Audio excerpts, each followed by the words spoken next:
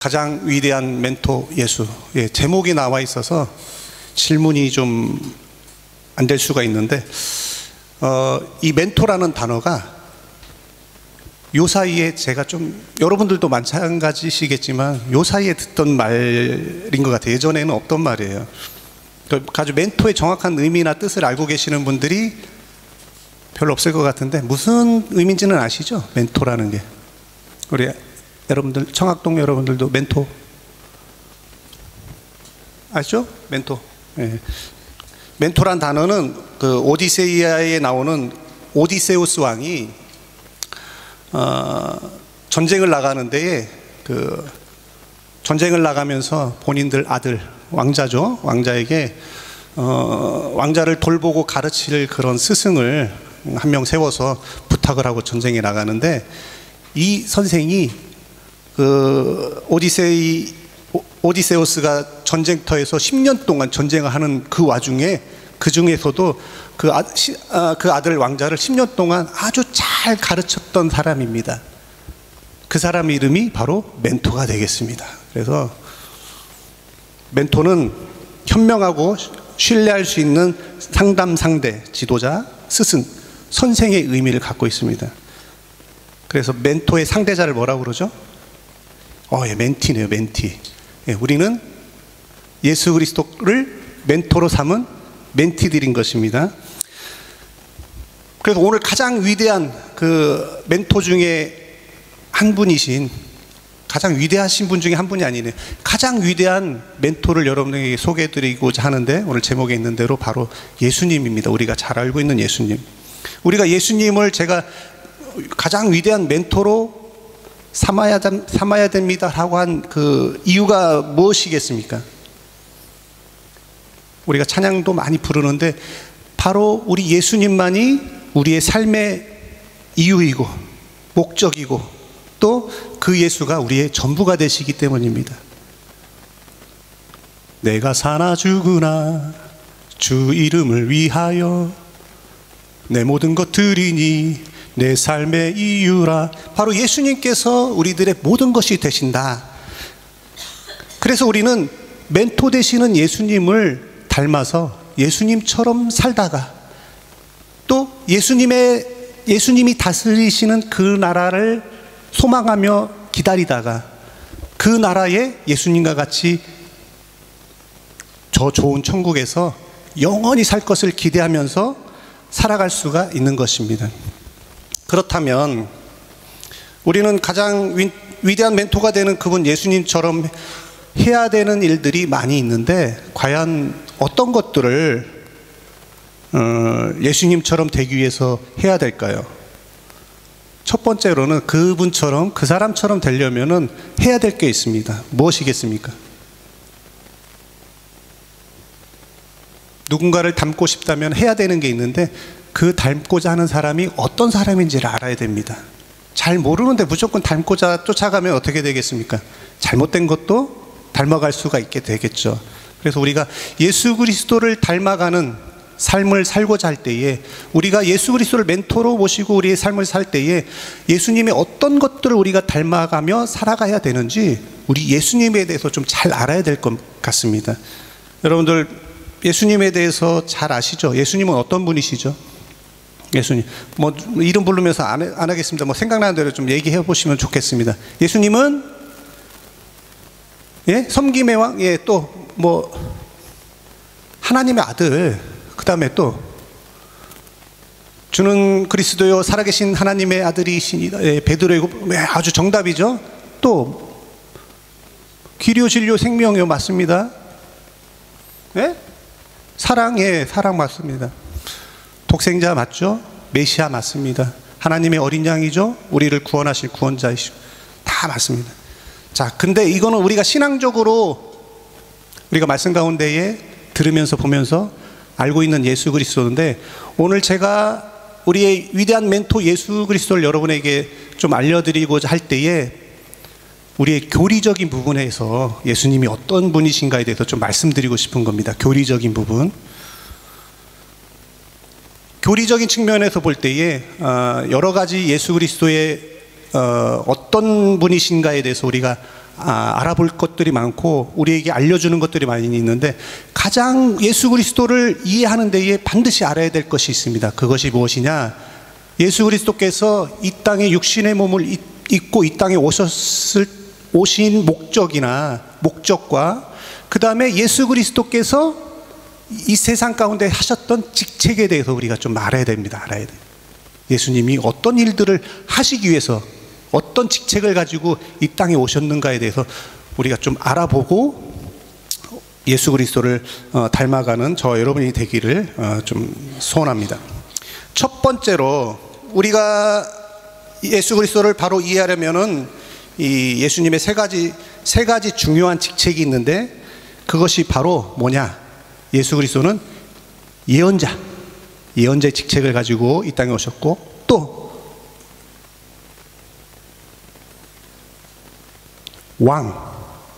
왕의 신분으로 이 땅에 오셨습니다.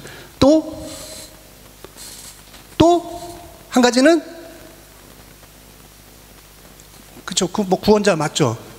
교리적인 측면에서 선지 예언자, 왕, 제사장의 대제사장의 신분, 직책을 가지고 이 땅에 오셨습니다. 그래서 우리가 그 세 가지 중요한 직책을 가지고, 삼중 직책을 가지고 이 땅에 오신 예수 그리스도에 대해서 좀 알아보도록 하겠습니다. 첫 번째로 예언자로서의 그리스도를 좀 알아보도록 하겠습니다.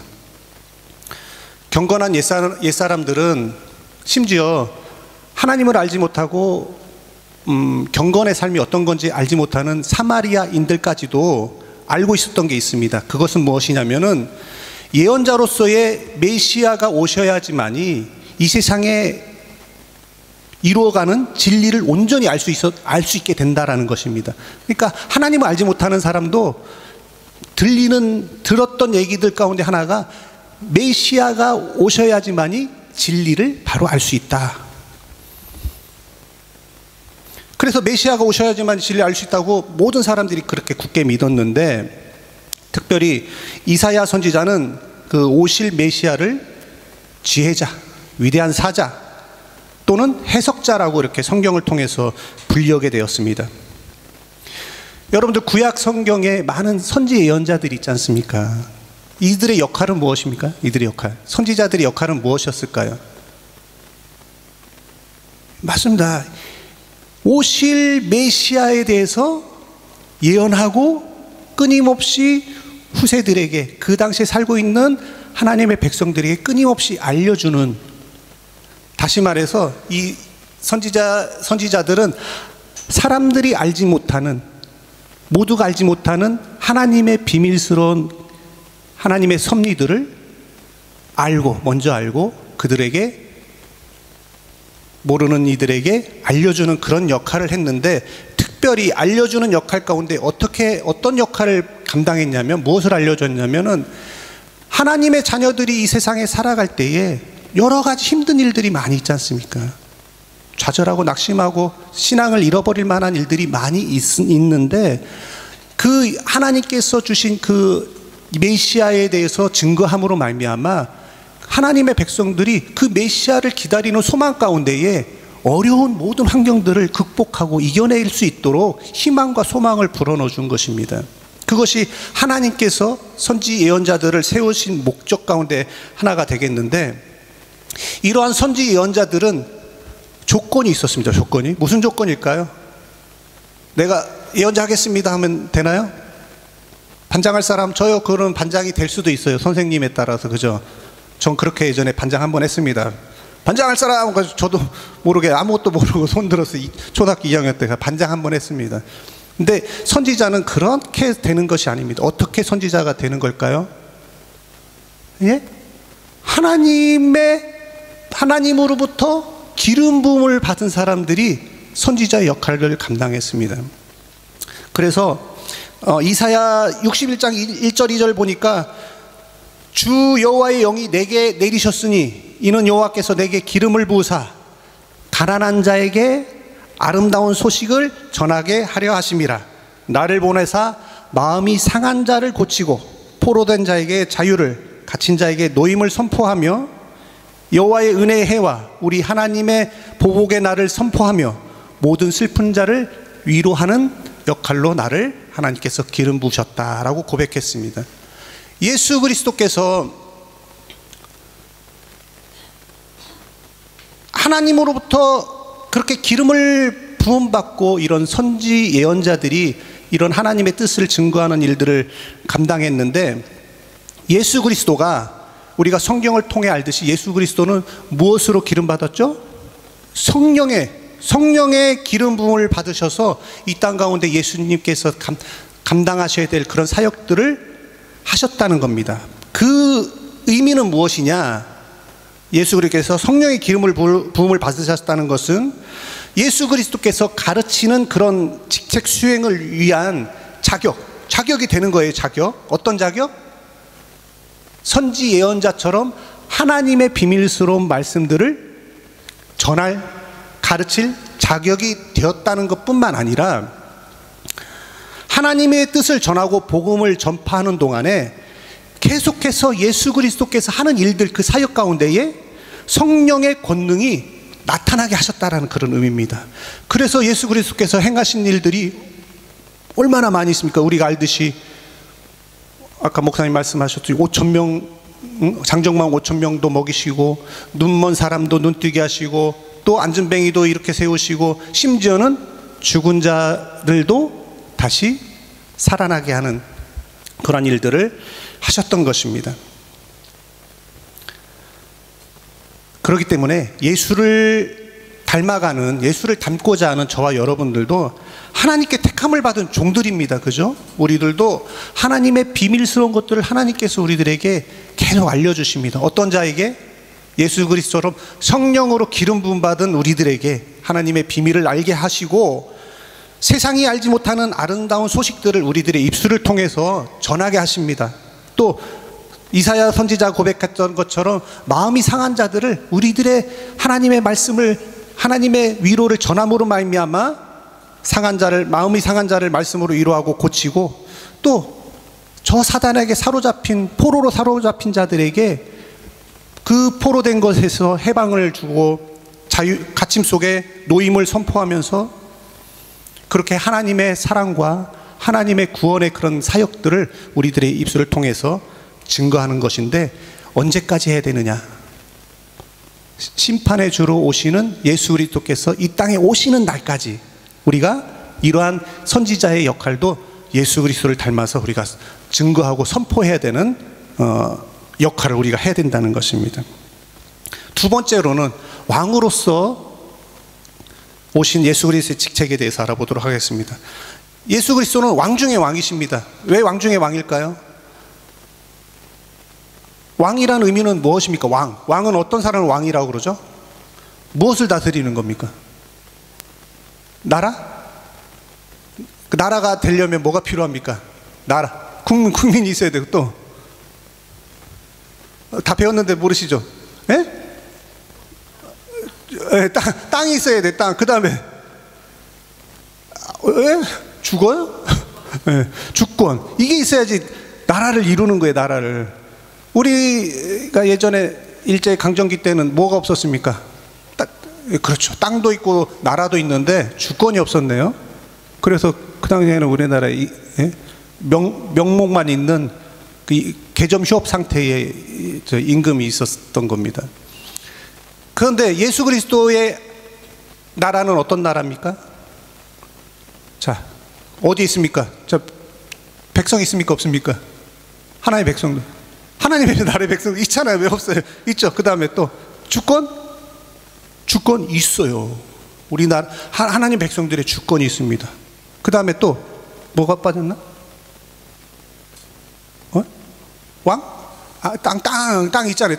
땅, 백성, 주권 다 있는데 세상의 나라들과 좀 틀리다는 거죠. 그죠? 그래서 예수 그리스도의 그 왕권은 이 세상 우주 만물에게 그 왕권이 미치는데, 우주 만물 세상에만 미치는 것이 아닙니다. 예수 그리스도의 왕권은 이 모든 우주 만물과 주님의 핏값으로 세운 이 제단과 그 안에서 신앙생활하는 우리들, 여러분들 개개인 한 사람 한 사람에게 예수 그리스도의 왕권이 다 미치는 겁니다. 그 왕의 그 권위들이.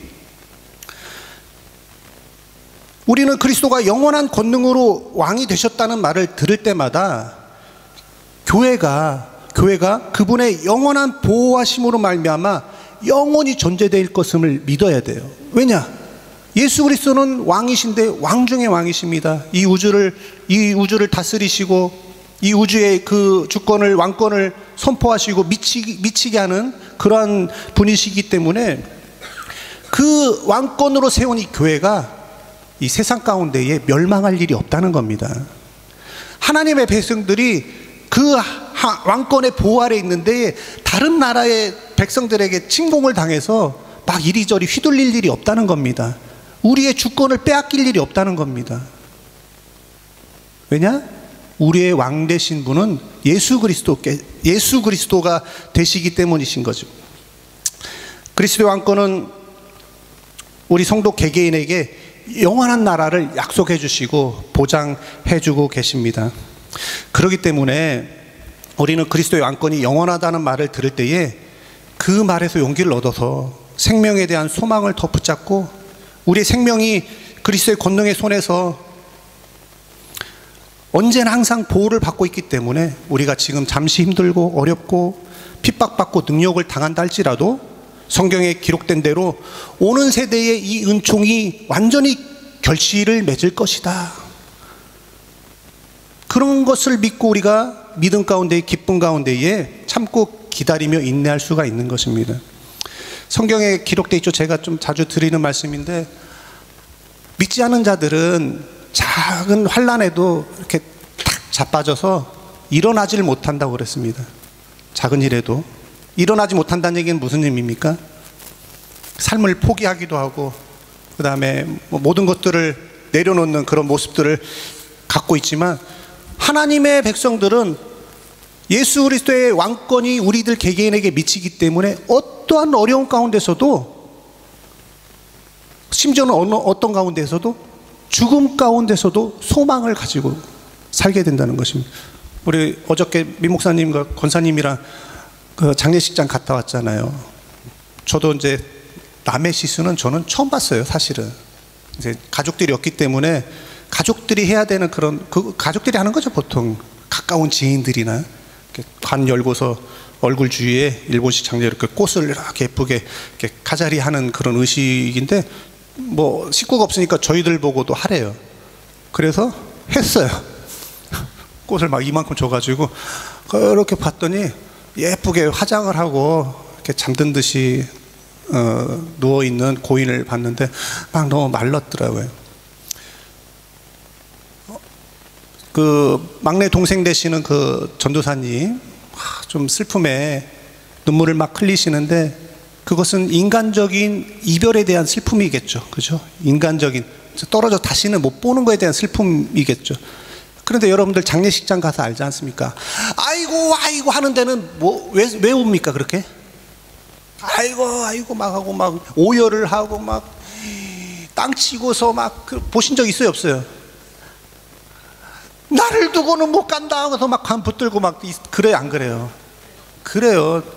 뭐 저희 할머니도 돌아가셨을 때에 우리 가족들이 이제 음악하는 동생들도 많고 그러니까 예배를 드릴 때마다 좀 이렇게 소 악기를 들고 뭐 이렇게 뭐 바이올린이랑 무슨 악기를 들고 예배를 막 드리니까 저쪽에서 슬리퍼 날라왔습니다. 막 뭐 하는 짓이야?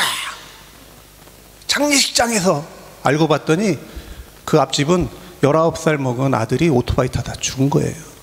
그러니까 슬픔에 잠겨 있는데 저기는 상을 치르는 건지 무슨 잔치를 하는 건지, 그래서 막 화가 나서 막 슬리퍼 집어던지고 막 조용히 안 하냐고 고래고래 소리를 지르고 그러더라고요.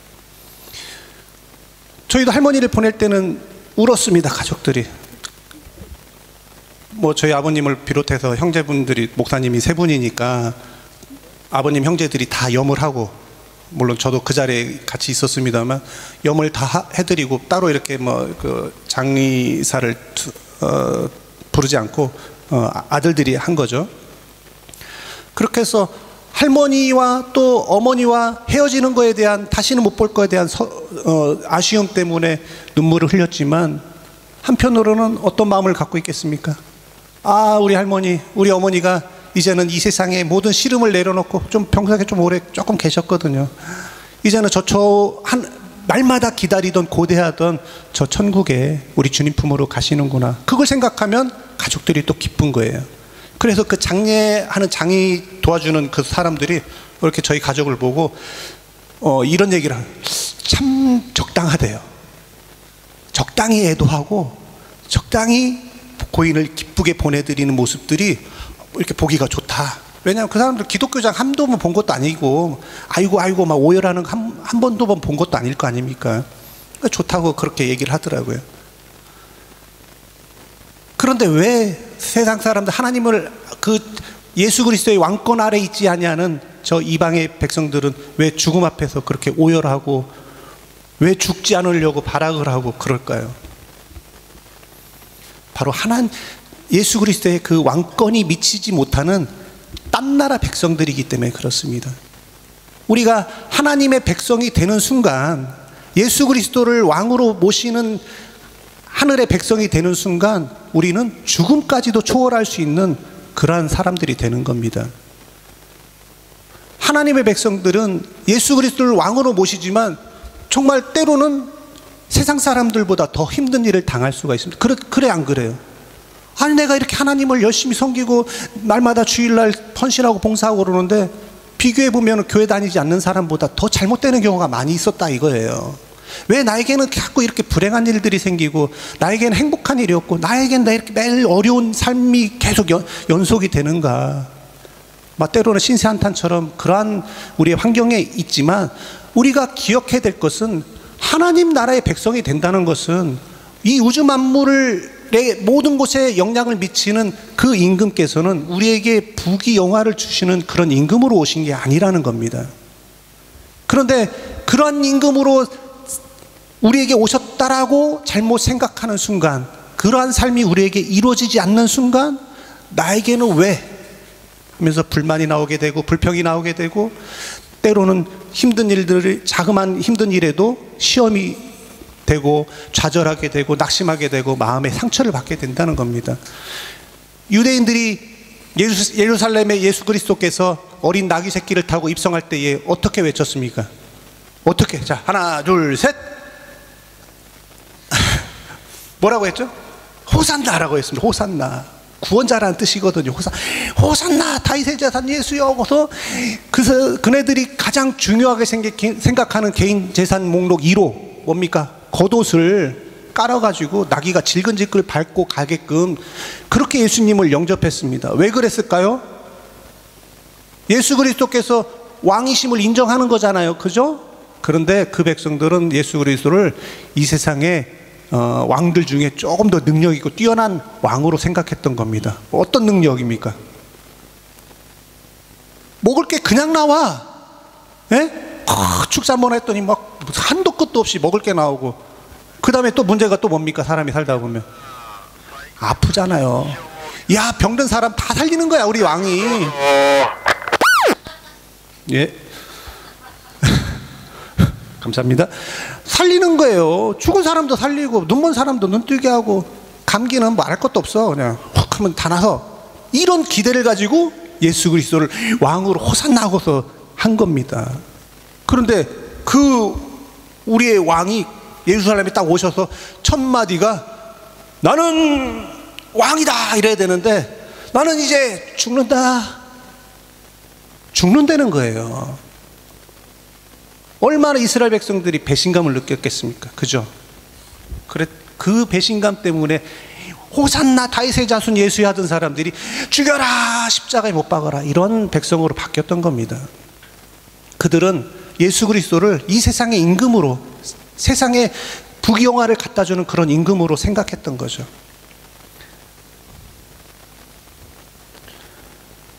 오히려 그리스도인들은 많은 오해와 조롱과 핍박을 받을 수 있고, 또 우리가 가는 길은 평생 십자가를 지고 가면서 날마다 영적인 전쟁과 싸움을 싸우면서 살아가야 되고, 경건한 하나님의 백성들의 생활은 슬픔과 불행이 가득한 나그네 방랑 생활이라고 할 수가 있겠지만, 그러나 우리가 잊지 말아야 될 것은 그리스도께서 우리의 왕이시기 때문에 왕 되신 그리스도께서 우리에게 그 모든 불행과 그 다음에 어려운 모든 것들을 이겨내게 하시고 또 싸워서 이길 용기와 힘을 주시고 무엇보다도 중요한 영생에 대한 줄기찬 소망과 각양 좋은 성령의 은사로 날마다 우리에게 풍성하게 채워주시는 그런 분이시라는 겁니다. 그래서 성도들은 남들보다 다른 사람, 믿지 않은 사람들이 볼 때에 아, 예수 믿는 자면서 저렇게 사나? 이렇게 혹시 조롱하고 그럴지 모르지만 우리 하나님의 백성들에게는 세상 사람들이 알지 못하는 주님이 주시는 넘치는 기쁨으로 또 죄와 죽음을 상대로 두려움 없이 싸울 수 있는 용기를 주시는 것입니다. 승리할 수 있게 하는 겁니다. 그래서 우리가 찬양하지 않습니까? 믿음이 이기네, 믿음이 이기네, 주 예수를 믿음이 온 세상이 이기네. 온 세상 이겼어요. 믿음으로. 말 다 했지 않습니까? 그러한 왕을 우리가 모시고 있는 겁니다. 세 번째로 마지막으로 제사장. 제사장으로서의 직책입니다. 여러분들 제사장은 뭐 하는 직책일까요? 다. 예, 맞습니다. 죄를 대신 하나님께 사함을 받는 중보자 역할을 하는 겁니다. 그런데 이 제사장들은 완벽한 중보자가 될 수 없습니다. 왜 그럴까요?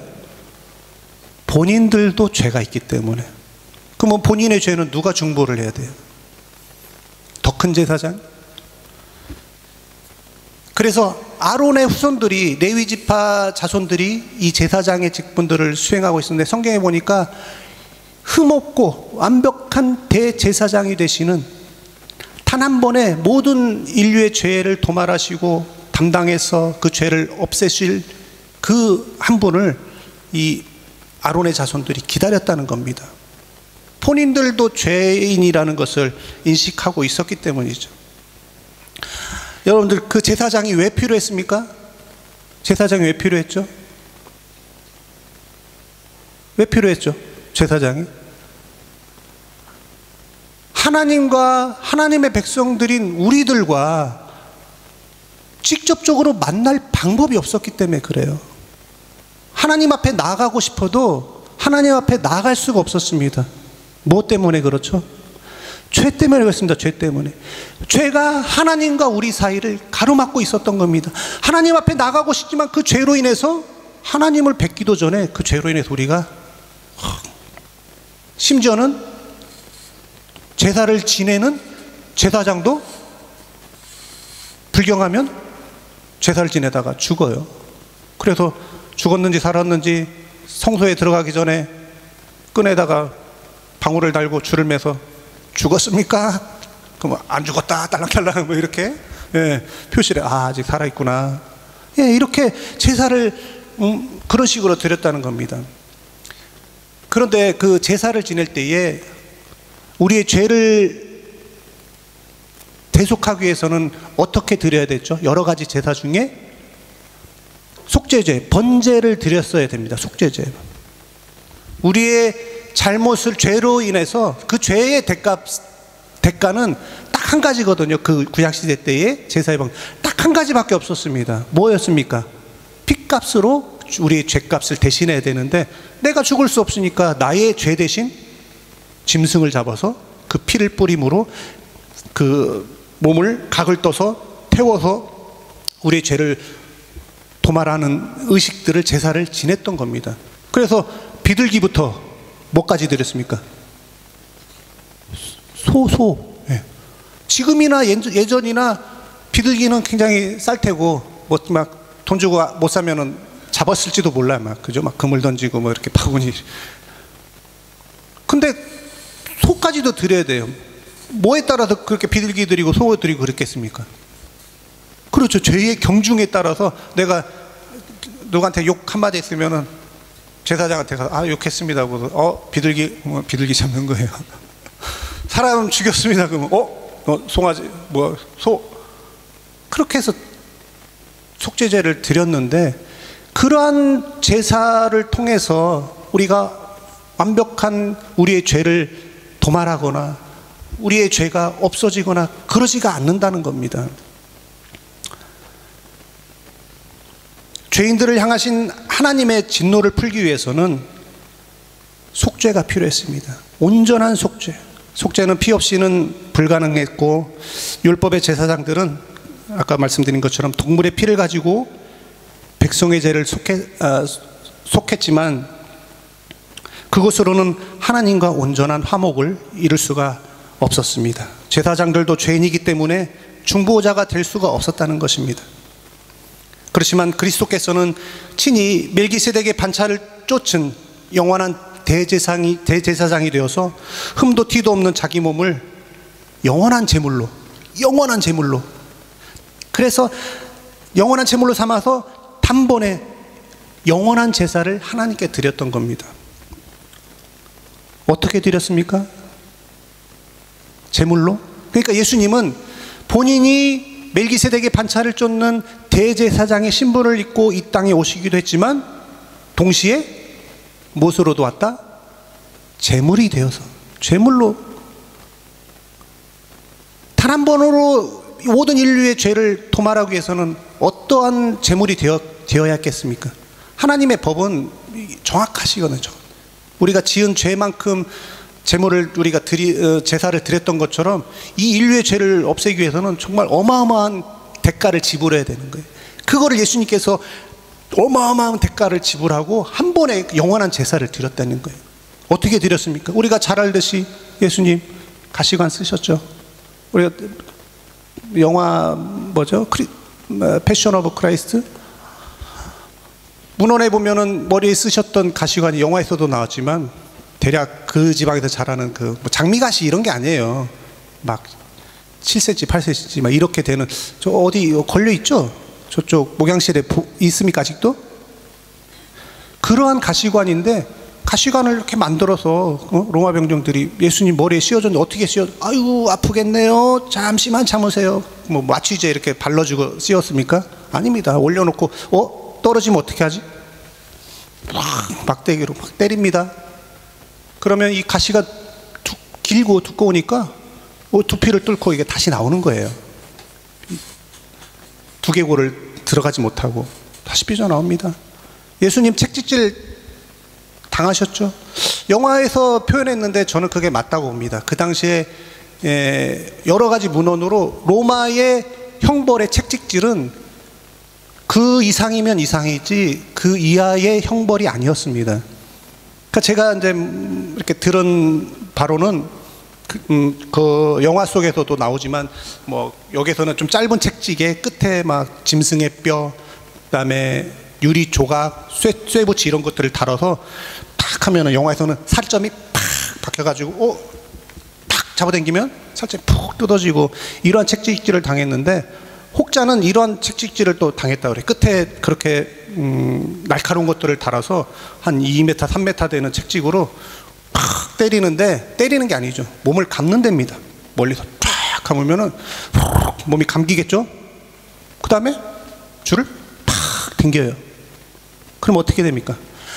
이게 감았던 게 확 빠져나가면서 막 배도 가르고 등도 가르고, 그래서 그 형벌을 당한 사람이 책찍질을 감아서 탁 당기면은 자기 배가 막 이렇게 갈라져서 안에 있는 내장들이 쏟아져 나오지 않습니까?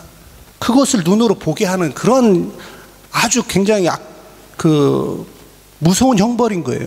그걸 이렇게 보고서 막 공포 속에 한 번에 죽지 못하고 공포 가운데에 죽게 만드는, 예수님이 그러한 책찍질을 당하셨다는 겁니다.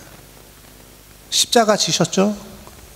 손과 발에 어마어마한 큰 못으로 십자가에 예수께서 못 박히신 겁니다. 또 안 죽으니까 어떻게 했습니까? 원래는 허벅지뼈를 탁 때려서 골절시켜서 해가 넘어가기 전에 죽이는 게 관례이나 예수 그리스도께서는 그렇게 죽임을 당하지 않는다는 예언을 이루시기 위해서 옆구리에 창을 찔리셨다는 거예요. 그렇게 돌아가신 분이 예수 그리스도입니다. 찬양 한 곡 하겠습니다. 그 피가 이 코드에서 7번. 주님이 가신 길 골고다 십자가 나의 죄인하여 홀로 가신 길 걸음걸음마다 흘리신 그 피가 나의 더러운 죄 사하셨네. 상한 나의 마음 지친 나의 영혼 주님의 십자가 회복하네. 주님의 그 피가 나를 구했네. 영원한 생명을 주셨네. 나 이제 알았네. 나 이제 알았네. 그 피의 의미를, 눈물의 의미를 나는 알았네. 자기를 내어 주어 세상을 구했네. 그 피가 나를 구했네. 그 피가 나를 구했네. 그 피가 우릴 구했네. 주님의 그 사랑이 나를 구원했네. 주의 사랑이 우릴 구원했네. 나 이제 자유하네. 모든 죄 사해졌네. 당신을 구하시려 이 땅에 오신 주. 나 이제 그 피로 영원히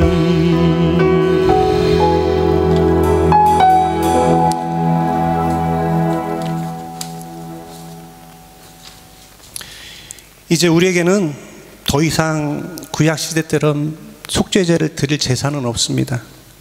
다만 왕이시고 또 선지자이시고 대제사장이신 우리 예수 그리스도를 날마다 찬양하며 예배하는 것만 우리들에게 남았습니다.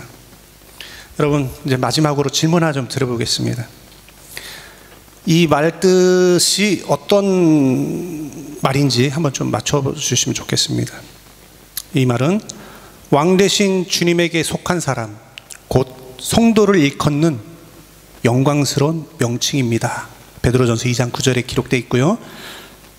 다시 말해서 즉 주님을 왕으로 생각하며 그 왕에게 속한 황실 제사장이라는 뜻으로 성도는 하나님께 속한 자들로서 모두가 거룩하고 영광스러운 제사장의 자격을 지녔다. 베드로전서 2장 5절에 말씀하고 있는 이 뜻의 말은 뭘까요? 우리 청학동 여러분, 뭐죠? 하나님의 백성들, 성도들을 향하여서 일컫는 최고의 명칭인데 우리는 우리는 누구다? 무엇이다? 왕 같은 제사장이다. 집사님 맞췄습니다.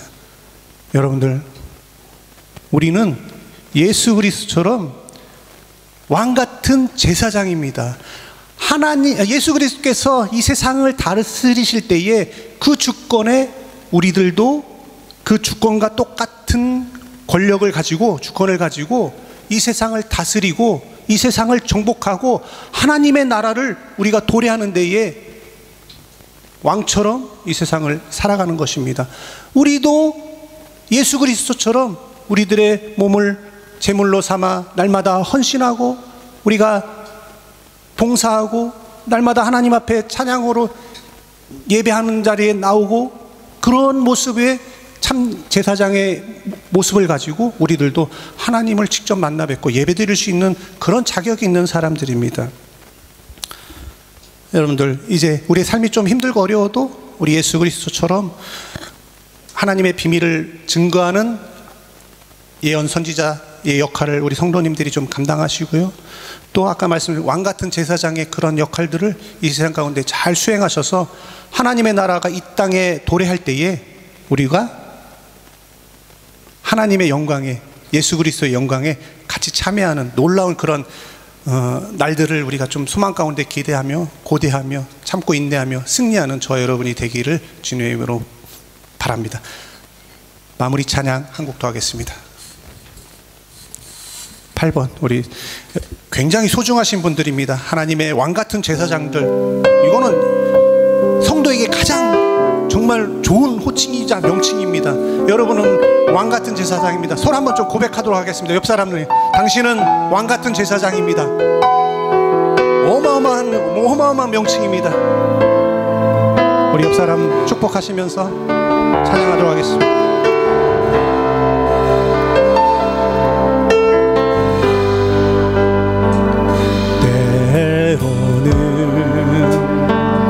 너의 앞에 어려움과 아픔이 있지만 담대하게 주를 바라보는 너의 영혼,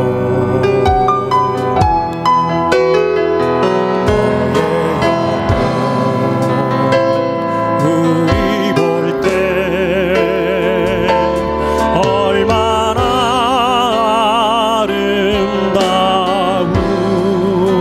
아름다운지 너의 영혼 통해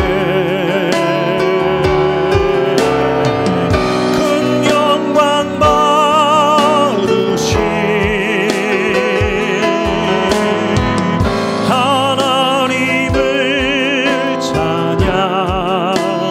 오 할렐루야.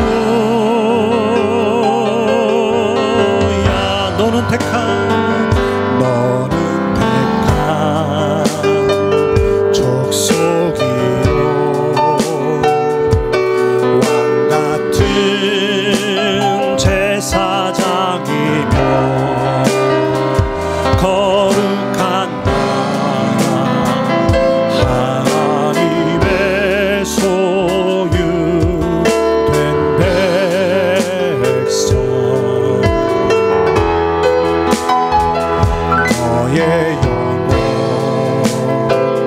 우리 볼 때 얼마나 사랑스러운지 너의 영혼 통해 큰 영광 받으신 하나님을 찬양. 하나님을 찬양. 오 할렐루야. 너의 영혼 통해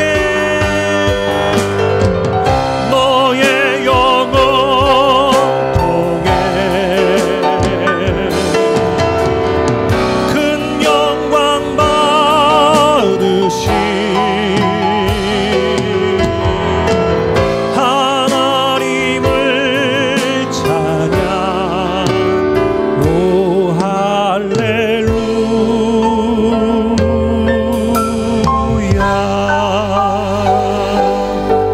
기도하겠습니다. 거룩하신 하나님,